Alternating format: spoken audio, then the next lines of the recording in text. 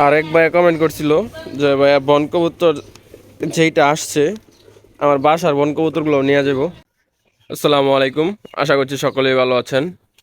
তো নতুন একটি ব্লগ ভিডিওতে আপনাদের সবাইকে স্বাগতম। তো আজকে প্রায় 11টার কাছাকাছি বাজে। এই দেখেন আমার কবুতর খুবগুলো এখনো মারা। তো রাত্রে একটু বেশি ঘুমানোর কারণে, মানে লেট করে ঘুমানোর কারণে, দিনে একটু বেশি ঘুমানোর কারণে উঠতে একটু লেট হয়ে যায়। তো আপনারা জানেন যে আমার কিছু কবুতর খোপের বাহিরে থাকে, তার মধ্যে এই দিক দিয়ে থাকে এক জোড়া, দুই জোড়া, তিন জোড়ার মতো, চার চার জোড়া, প্রায় চার জোড়া কবুতরই আমার খোপের বাইরে থাকে। আমার খোপ কিন্তু যে দুইটা খালি আছে, তাও তারা খোপের উপরে থাকে। তো আমি জোর করি না, যার যেভাবে মন চা ওইভাবেই থাকে। তো খোপগুলো কেন আমি খুলে দিব। তো এই যে একটা দেখতে পারতেছেন, নর কবুতর, এটা এটা ওই সাইড দিয়ে খোপের উপরে থাকে, এটা ডিম দিয়েছে। এই দেখেন, একটা খোপ খুলে দিলাম। তো খোপগুলো খুলে তারপরে আপনাদেরকে দেখাচ্ছি। তো এই যে সবগুলো খুব ছেড়ে দিয়েছি। এই যে কবুতরগুলো বের হয়ে গেছে।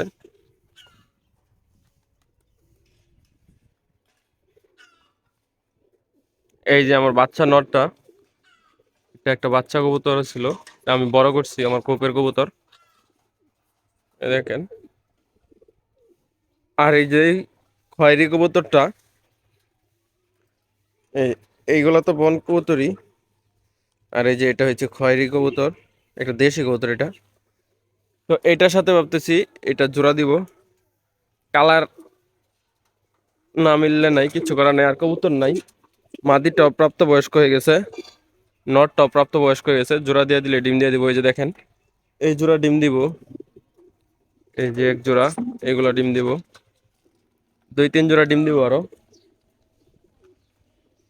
আর এক ভাইয়া কমেন্ট করছিল যে ভাইয়া বন কবুতর যেইটা আসছে আমার বাসার বন কবুতরগুলো নিয়ে যাব।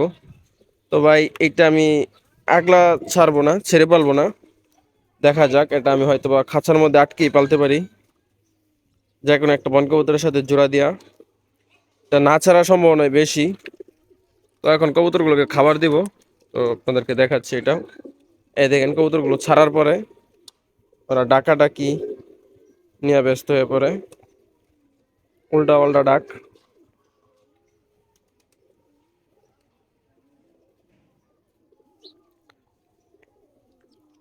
এই যে সিরাজির মাদির সাথে যে একটা নর জোড়া দেওয়া ছিল, এই যে এটাই ডাকতেছে যে কালো মাদিটার সাথে, এই নটটাই দেওয়া ছিল।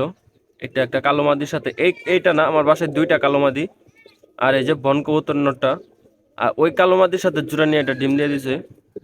এই দেখেন, বন কবুতরটাকে এখনো জোড়া দিতে পারতেছি না, কারণ কোনো মাদি নাই রানিং।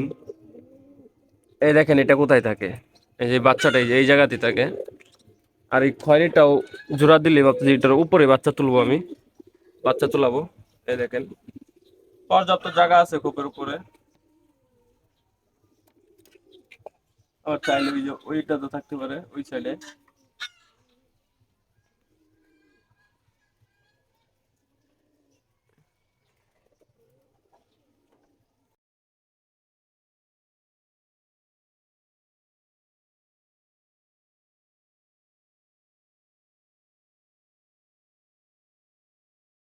আহ আহ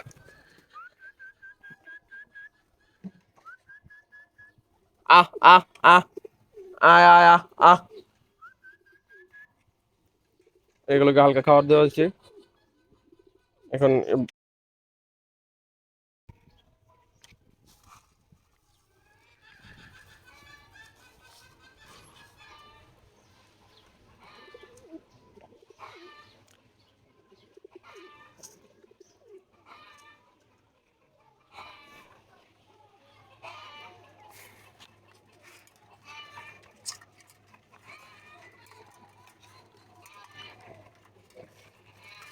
বের না হয়ে পড়ে রিক্স, বের হয়ে পড়লে সমস্যা। এই খাবার দিয়ে দিছি, মুরগিগুলো ইত্রামি করতেছে, ডিম পারতেছে, তো ডিম পাইরা বের হয়েছে, ঢাকাঢাকি করতেছে। এই নটটা যে এইভাবে ডাকবো আমি কখনো কল্পনাও করি নাই, মানে এত পরিমাণ ডাকাডাকি করে যা বলার বাহিরে। এত ডাক এই নটটার। এই যে বাকিগুলো।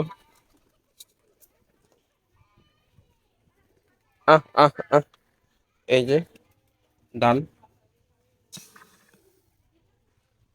এইভাবে দেই, এইভাবে লই আর এইভাবে দেই। গাঙ্গের পানি গাঙ্গ ডালি মাঝখান দিয়া কাকে খায়া যা। আহ আহ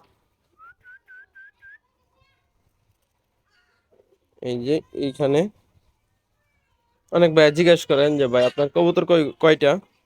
এই যে এইখানে মনে হয় সবগুলো আছে নাকি, তাও শিওর না আমি, হয়তো বা ডিমের উপরে দুই একটা থাকতে পারে। এখানে এই যে এইটা সবগুলা, আর এই যে দুইটা, আর এই যে তিনটা। তো খাবার খাক তারা তারা। তো আজকের ভিডিওটা এই পর্যন্তই। আশা করছি সকলে ভালো থাকবেন এবং সুস্থ থাকবেন, এবং যারা নতুন তারা অবশ্যই আমার চ্যানেলটি সাবস্ক্রাইব করে দিবেন, এবং সম্পূর্ণ ভিডিওটি দেখার পরে যদি ভালো লাগে তাহলে ভিডিওটিতে লাইক করে দেবেন।